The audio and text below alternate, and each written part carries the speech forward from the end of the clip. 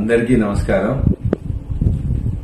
నేను అనుకోకుండా ఈ నెల 11వ తారీఖున బాత్రూంలో జారిపడడం, ఆ తదనంతరం జరిగిన మేజర్ ఆపరేషన్ లో 4 గంటలు ఆపరేషన్ చేయడం జరిగింది. ఆ ఆపరేషన్ చేసిన తర్వాత ఆ మొదటి గండం నుంచి వెళ్ళి గట్టెక్కడం జరిగింది. దాదాపుగా మీ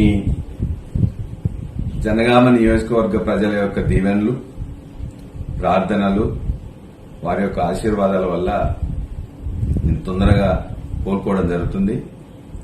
అదేవిధంగా నా బంధుమిత్రులు, మన పార్టీ నాయకులు, కార్యకర్తలు చాలా మంది ఇక్కడికి రావాలని చెప్పేసి ప్రయత్నం చేశారు. వాళ్ళందరినీ కలవలేకపోయాను.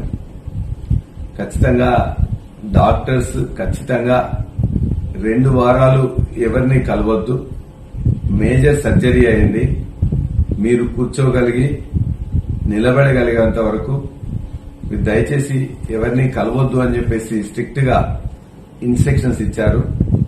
ఇన్ఫెక్షన్ వస్తుంది. ఆ పెద్ద ఆపరేషన్ కి కనీసం 2 వారాలన్నా కలవద్దని వారు చెప్పారు.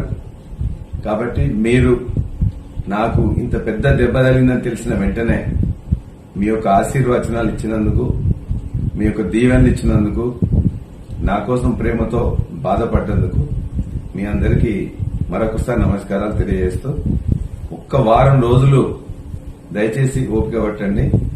నేను మీతోని త్వరలో కలవాలని, మీతో మాట్లాడాలని, మీ యొక్క కష్ట నష్టాలు పంచుకోవాలనే దాంట్లోనే ఉన్నాను. మీకు మరింత సేవలు అందించడానికి ఒక్క వారం రోజులు మీరు ఓపిక పట్టినట్లయితే ఖచ్చితంగా తొందరగా కోలుకొని మీ యొక్క సేవలో నిమగ్నమైతా అని చెప్పేసి ఆశిస్తూ మీ అందరికీ మరొకసారి నమస్కారాలు తెలియజేస్తున్నాను.